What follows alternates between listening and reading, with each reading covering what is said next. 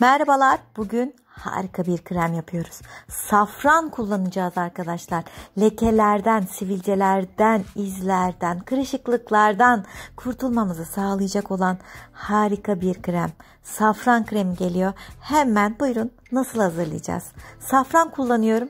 Evet, yetiştirilmesi, toplanması çok zor.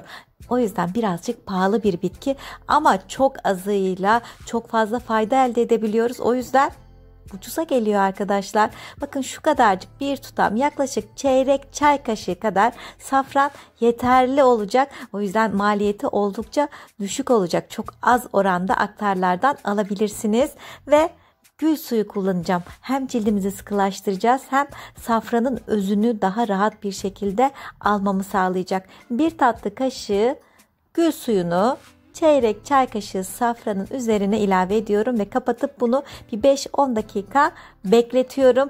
Bakın ne güzel rengini de verdi hemencecik. Şimdi geldim aloe vera jeline. İsterseniz bitkisinden de çıkartabilirsiniz elbette. Bu şekilde 2 tane tatlı kaşığı aloe vera jelinden ekliyorum. Ve gliserin eczanelerden veya aktarlardan alabilirsiniz.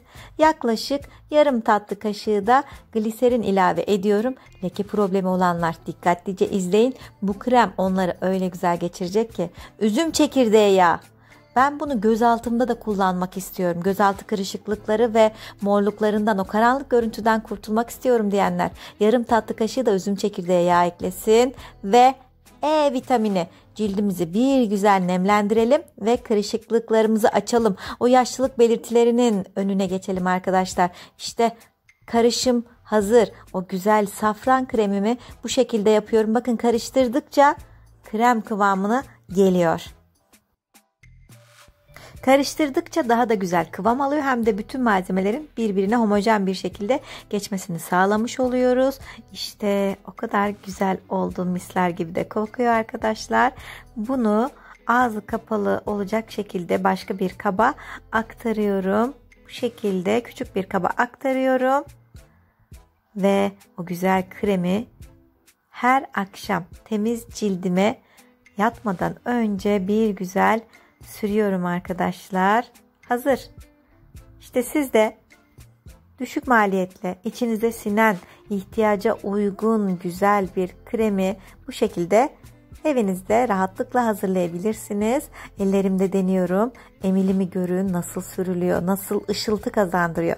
Yani cildinizin eski güzelliğine gelmesini, lekelerden, kırışıklıklardan, özellikle o ergenlik sivilceleri var ise, sivilcelerden kalan izler var ise harika, uygun bir krem yaptık. Bunu cildime uygulayacağım ama öncesinde kanalımıza hala abone değilseniz lütfen hemen abone olun, bildirimleri açın ve alt yazılar kısmından da dilediğiniz dili seçerek videolarımızı daha anlaşılır bir şekilde izlemeye devam edin arkadaşlar. Evet, ben bunu artık yüzüme uygulayabilirim. Bir parça alıyorum ellerime ve masaj yaparak aşağıdan yukarıya doğru kremi bir güzel yediriyorum. Kalıntılar olacak, o safranın tanelerini yüzünüzde görebilirsiniz.